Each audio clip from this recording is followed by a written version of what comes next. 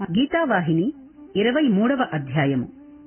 సత్వరజస్తమో గుణములనబడు 3 గుణములు అనేక పరిణామములు కలిగి ప్రకృతియందు వ్యక్తమగుచుండుటచే ప్రకృతికిట్టి మార్పులు కలుగుచున్నవి. ఆత్మ తేజోరూపమైన చైతన్యము, దానికెట్టి గుణవికారములు లేవు, దానికెట్టి కళంకమూ రాదు. బుద్ధి, మనస్సు, శరీరము మొదలగువన్నీయు ప్రకృతి రూపములగుటచే తమ ఎందలిగల గుణాధిక్యమును బట్టి వానిలో లోపములుండును. సత్వగుణము నిశ్చల నిర్మల నిస్వార్థ తేజస్సు కాన ఈ గుణము కలవారికి ఎట్టి కోరికయు లేకయుండును. కోరికలు లేనివాడే ఆత్మజ్ఞానమునకు అర్హుడగును. రజోగుణము కలవాని కర్మలయందు కొంత కళంకము కలిగి పరోపకార బుద్ధి ఉండియు అందులో ఫలమును కీర్తిని కోరి పరోపకారముతో పాటు స్వార్థమును సైతము అపేక్షించును. తమోగుణము కలవాని జ్ఞానము అంధకారమగుటచే ఏది చేయతగినది, ఏది చేయతగనిది అని తెలుసుకొనలేడు. ఈ 3 గుణములుండునంత వరకు నిర్వికారుడై గుణాతీతుడై మోక్షమును పొందలేడు. పురుషుడు ప్రకృతి యందున్నవాడు కనుక ఆ కారణమున ప్రకృతి సంబంధమగు గుణములు అనుభవించుచుండినట్టులో కనిపించుచున్న భ్రమను తొలగించుకొనుటే క్షేత్ర విచారణ అని తేలినది. సాధనకును జ్ఞాన జ్ఞేయములు ప్రధానమైన అంశములు. జ్ఞానికి సుగుణములే ప్రధానమనియు దైవ సాక్షాత్కారమే జ్ఞేయమనియు గ్రహించవలెను. అర్జునుడు అన్నియూ సావధానముగా విని తరువాత, స్వామి, జ్ఞానికి ఏ గుణములు ఉండవలెను అని అన్నాడు. దానికి పరమాత్మ, పార్థ, అమానిత్వాది 20 గుణములు పూర్తిగా ఉండవలెను. అవి ఏవని నీవు అడుగవచ్చును, చెప్పెదను విను. అవి పూర్తిగా ఉండినంత మాత్రమున తన పని పూర్తి అయినదని తలంచకూడదు. జ్ఞేయమగు బ్రహ్మ సాక్షాత్కారము కలిగిన మాత్రముననే అమృతత్వము కలుగును. జ్ఞానగుణము పూర్తి అయిననే జ్ఞేయములో ప్రవేశార్హత కలుగును.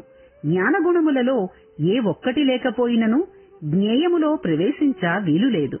అందువలననే జ్ఞాని సుగుణములను తెలుసుకుని తదుపరి జ్ఞేయమనబడు సాక్షాత్కారమును అనుభవించ ప్రయత్నించుటకు వీలుండునని మొదట జ్ఞానమును తెలుపుచున్నాను అనెను. ఆహా, ఎంత చక్కని మార్గము! మొదట నీతిని నిష్టను ఉపదేశించక పూర్వమే బ్రహ్మనుపదేశించుట తైలము, వత్తి, ప్రమిదయు లేకనే దీపమును వెలిగించ ప్రయత్నించినట్లుండును. తైలాదులు 3ను సిద్ధము చేసిన తదుపరే బ్రహ్మజ్ఞాన జ్యోతి వెలుగును. ఇచట సాధకులు అతి జాగ్రత్తగా విచారించవలెను. ఏమనా, వత్తి, నూనె, ప్రమిద సమాన స్థితిలో నుండవలెను. అనగా వత్తి, ప్రమిద చిన్నవై నూనె అధికమైననూ జ్యోతి వెలుగదు. వత్తి, ప్రమిద పెద్దవైనను నూనె తక్కువుండినా జ్యోతి వెలుగదు. ఒకదానికి తగినట్లు మరొకటి ఉండినప్పుడే, సమాన ప్రమాణములు కలిగినప్పుడే స్వచ్ఛమైన వెలుతురును అనుభవించగలరు. అటులనే పై 3 గుణములను సమస్థితియందుండిననే జ్ఞానజ్యోతిని పొందగలరు. దాని ద్వారా మోక్షానందమును అనుభవించగలరు. మోక్షప్రాప్తికి పై 3 గుణములలో ఏ ఒక్కటి ఉండినను ప్రకృతిజన్య దేహములో బంధించు 3 గుణములు 3 బంధనలే. ఏ బంధన ఉండినను స్వతంత్రుడు కాలేడు. పశువునకు ముందు కాళ్లు 2నూ ఒక పగ్గముతో కట్టివైచి, వెనుక కాళ్లను మరొక పగ్గముతో కట్టివైచి, కొమ్ములను మెడను మరొక త్రాడును కట్టివైచినా ఆ పశువు ఎట్లు స్వేచ్ఛగా ఉండగలదు? అటులనే మానవునకు సత్వరజస్తమో గుణములు 3 బంధించు తాళ్ల వంటివి. సత్వగుణము కూడాను త్రాడే, బంధనే. సత్వము బంగారు త్రాడు వంటిది, రజస్సు రాగిత్రాడు వంటిది, తమస్సు ఇనుపత్రాడు వంటిది. తాళ్ల విలువ హెచ్చుతగ్గులుండునే కాని బంధన దృష్టిలో 3ను స్వేచ్ఛారహిత సాధనములే. అర్జునుడు విషయములను తెలుసుకొనగోరి భగవంతునితో, కృష్ణ, అమానిత్వాది 20 గుణములు పూర్తిగా కలిగియుండిననే జ్ఞాని కాగలడని అంటిది. కాని ఇట్టి 20 గుణములు ఏమియో వాటిని ఒక్కొక్కటి విపులముగా తెలిపినా తెలుసుకొని ధన్యుడను కాగలను అన్నాడు. అర్జున, నీ శ్రద్ధకు నాకెంతయో ఆనందము, వినుము అనుచు అప్పుడిక మాధవుడు పార్థునకు అమానిత్వాది గుణములను విశదపరచుటకు ఉపక్రమించెను. మొదటిది అమానిత్వము, అనగా అభిమానము లేకుండుట. మానమున్నంత వరకు జ్ఞానము కలుగదు. మానవుని వృత్తులు నీటివలే ఉండవలెను. అంటే నీటిలో ఏ రంగు చేర్చినా నీరు ఆ రంగుగా మారును. ఆ రంగుతో నీరు చేరిపోవును. నీటికి అభిమానము శూన్యము. మానవుని ప్రవృత్తి దీనికి పూర్తిగా విరుద్ధము. ఏ చిన్న ఉపకారమో ఏ కించిత్ దానధర్మమో చేసినా అది 10 మందికి తెలియవలెను. అట్లా తెలియుటకు వీలు లేకున్నా తనకు తానైననూ చెప్పుకొని తిరుగును, లేక ఏ పేపర్లోనైననూ వేయించుకొనును. ఇట్టి అభిమానము లేకుండుటే అమానిత్వము. ఇక రెండవది అదంభిత్వం, డంబము లేకుండా ఉండుట. ఇది మానవునకు గొప్ప సుగుణం. తాను గొప్పవాడు కాకపోయినను గొప్పగా నటించుట. ఏ శక్తి సామర్థ్యములు లేకపోయినా సర్వశక్తులు ఉండినట్లు ప్రవర్తించుట. ఏ అధికారములు లేకపోయినను సర్వాధికారిగా చెలాయించుట. ఇవే డంబము యొక్క గుర్తులు. ఇట్టివి లేకుండా ఉన్నవి ఉన్నట్లు సంచరించుట అదంభిత్వం అనబడును. పాఠకులు ఈ విషయమును బాగా కన్నులు తెరిచి చూడవలెను.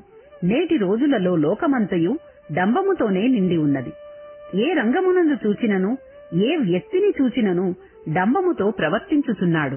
రాజ్యపాలనంతయు డంబమును మంత్రి చేతులలో ఇముడ్చుకున్నాడు. ఏమీ తెలియనివాడు కూడాను అన్నీయూ తెలిసినట్టులా నటించును. ఇంటిలో వాని ముఖమునకింత గంజిపోసే నాయకుడు లేకపోయినా బయట సర్వసేవకులు ఉండినట్టులా చెప్పుకొనును.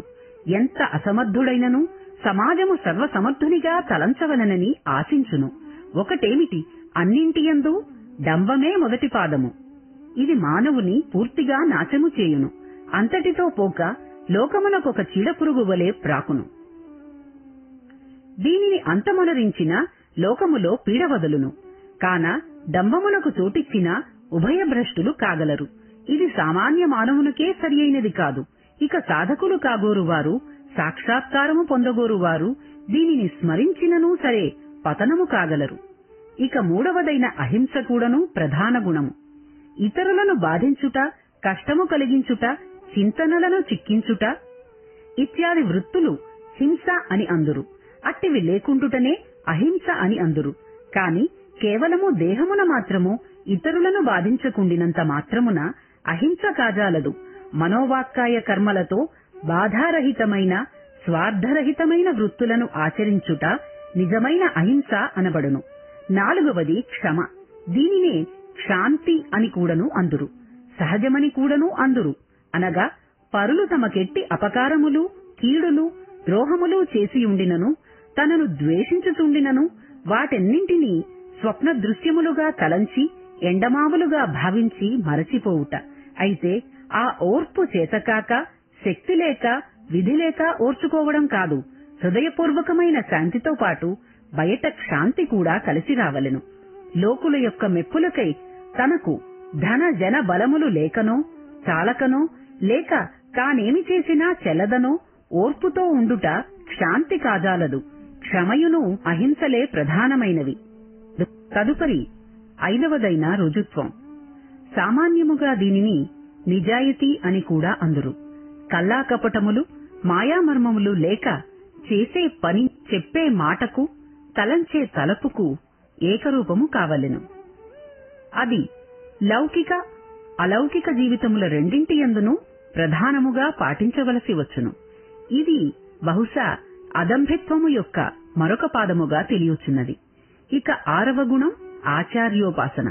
లౌకిక విధులకు ఎట్లు గురువు అవసరమో వేదాంత విద్యలకు కూడాను ఇది అవసరము. గురుభక్తి వలన గురువునకు కలిగిన శిష్యవాత్సల్యము శిష్యుని ఉత్తమ స్థితికి తేగలదు.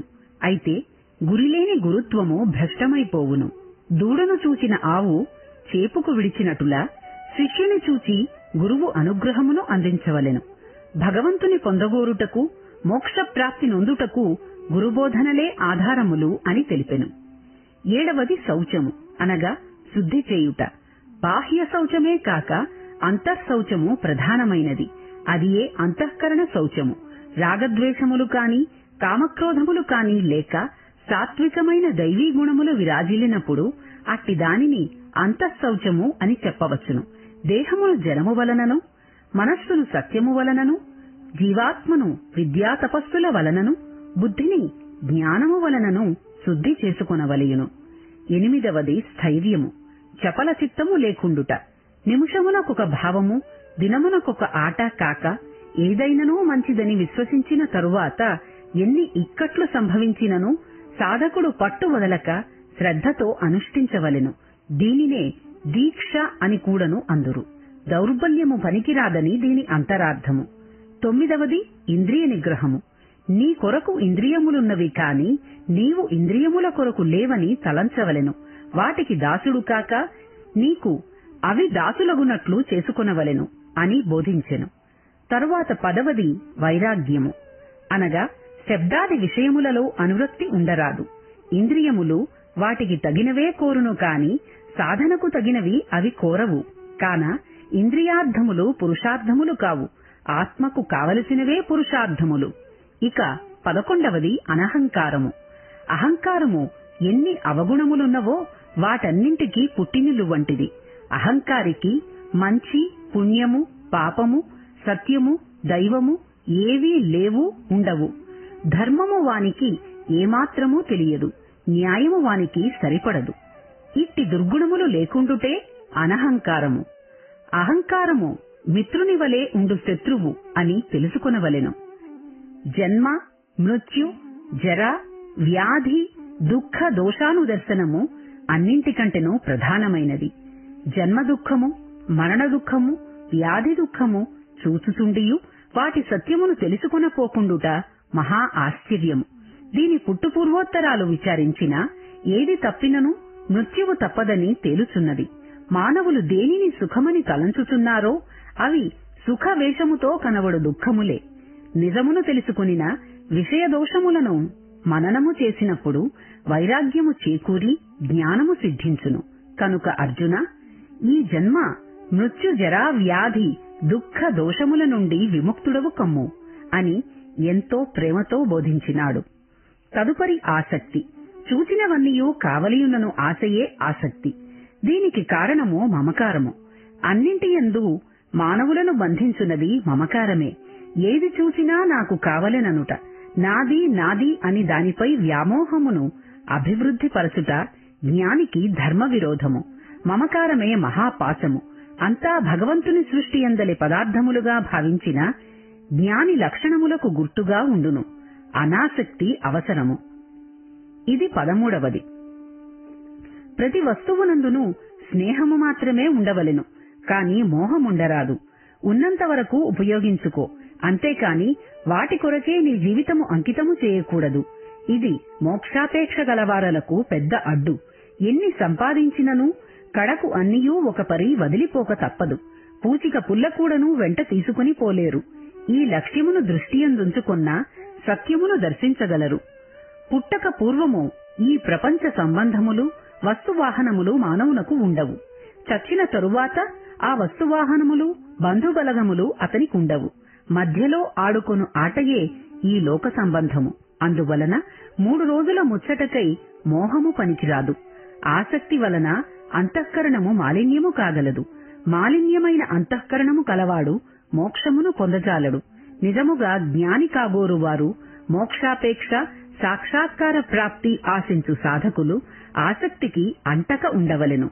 అది మహాజిడ్డు పదార్థము. తదుపరి శుభ్రము చేసుకొనుట కష్టము. తదుపరి సమత్వ స్థితి, అనగా మంచి చెడ్డలయందు, సుఖదుఖముల యందును, శీతోష్ణముల యందును సమాన భావము ఉండుట. ఇది 15వ జ్ఞానగుణము. పొంగుట, కృంగుట, పనికిరాని వృత్తి, సుఖదుఖములు, కష్టనష్టములు, నిందాస్తుతులు భగవత్ ప్రసాదములేనని భావించవలెను. ముండ్లు ఉన్న చోట చెప్పులు వేసుకుని ముండ్ల బారి నుండి తప్పించుకొన్నట్లు, వర్షము కురియు సమయమున గొడుగును పట్టి వానను తప్పించుకున్నట్లు, దోమలు ఉండు స్థానమున దోమతెర కట్టుకుని వాటి బాధ నుండి దూరమగున్నట్లు, వచ్చే నష్ట కష్టములకు, నిందాస్తుతులకు, ఇష్టాయిష్టములకు ఈశ్వర అనుగ్రహమేనను సమాధాన చిత్తమును ధరించిన అవి మానవులను ఏమియూ బాధించలేవు. అందులకే సమచిత్తత్వము అవసరము. ఇక అన్యభావన లేని భక్తి కలిగి ఉండుట, సంకట సమయమున వెంకటరమణుని తలంచి సుఖము ప్రాప్తించగానే శ్రీనివాసుని చిత్తము నుండి తొలగించుట వంటిది కాదు. లేక నోరు చెడినప్పుడు రుచి కొరకై ఏవైన పుల్లటి ఊరగాయలు నంజుకునినట్టులా అప్పటికప్పుడు ఉపయోగపెట్టు వ్యంజము వంటిది కాదు. ఏమి వచ్చినను సర్వకాల సర్వావస్థల యందును భగవంతునితో విభక్తుడు కానివాడుగా ఉండవలెను. అట్టి అనన్య యోగమునే అన్యభావన లేని అనన్య భక్తి అని అందురు. ఏ పని చేసినా, ఏ మాట ఆడినా, ఏ పాట పాడినా భగవంతుని అనురక్తి కలిగినదే అనన్య భక్తి. తదుపరి ఏకాంతవాసము. దీని యందు అభిరుచి కలిగి ఉండవలెను. అనగా కేవలము శరీరమును మాత్రము ఎవ్వరూ జనసంచారము లేని స్థానమున అడవులయందు ఉంచినంత మాత్రమున ఏకాంతవాసము కానేరదు. మనస్సును నిర్విషయం చేసుకొనుట అభ్యంతర ఏకాంతం. ఒక్క భగవంతుని తప్ప అన్య చింతలకు గాని అన్య వ్యక్తులతో కాని చేరక, ఒకవేళ పెద్దలైన సాధకుల దగ్గర చేరినను నిర్విషయ సంబంధము కలిగి ఉండుట. 23వ అధ్యాయం సమాప్తం.